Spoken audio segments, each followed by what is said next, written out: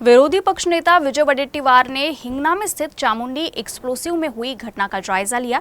वडेट्टीवार ने इस घटना को गंभीर बताते हुए इस विषय को विधानसभा में उठाए जाने की बात भी कही। कामगारांच्यासाठी माणसाचा जीव फार महत्त्वाचा असतो। पैशाने तो जीव विकत घेता येत नाही। हे पैसे मिळतील, त्यांच्या कुटुंबाला आधार होईल, पण गेलेला जीव येईल का, हा खरा महत्त्वाचा प्रश्न असतो। आणि आज स्थितीमध्ये आणि या लोकांना कुठेही हे स्किल्ड वर्कर दिसले नाही, म्हणजे अप्रशिक्षित आहे। यांना ट्रेनिंग द्यायला पाहिजे। एक्सक्लुझिव्ह हाताळीचं म्हणजे सोपं काम नाही।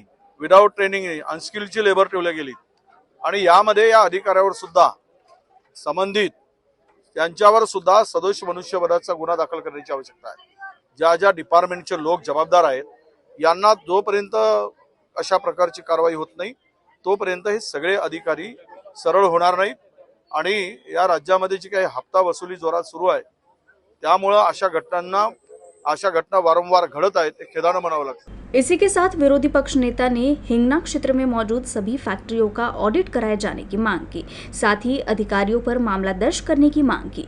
वडेट्टीवार के मुताबिक इस तरह का जो हादसा हुआ है उसके लिए सरकारी विभागों की वसूली जिम्मेदार है। ज्या सेफ्टी मेजर्स आहेत, ज्या काही गाईडलाईन्स आहेत त्या फॉलो करायला पाहिजेत, ते स्ट्रिक्टली इम्प्लिमेंट करायला पाहिजेत। ते होत नाही आहे, हे दिसतंय आता। याला हे सर्व जबाबदार आहेत, त्याच्यावर सदोष मनुष्यवधाचा गुन्हा दाखल व्हावा अशी आमची मागणी आहे। आणि हे किमान 35 लाख रुपये आणि त्यांना पेन्शन 20,000 रुपये मिळायची ही सुद्धा मागणी लोकांनी केली आहे, त्या त्यांच्या नातेवाईकांनी।